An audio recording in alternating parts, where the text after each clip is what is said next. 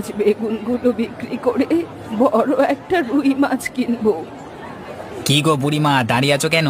মাছ কিনবে নাকি? তা মাছ কিনলে বলো, তোমাকে বেশ বড় দেখে ভালো একটা মাছ দিই। হ্যাঁ রে কানাই, মাছ তো কিনবো, তবে এখন না। বেগুনগুলো আগে বিক্রি করে নি।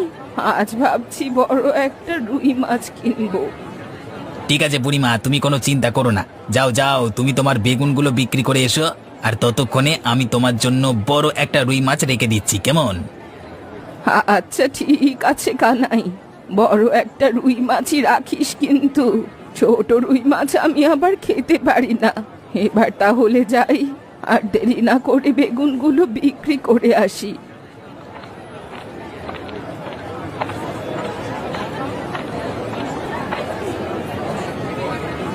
এই বেগুন আছে গো, বেগুন নিয়ে নিন বেগুন, একেবারে টাটকা সবজি।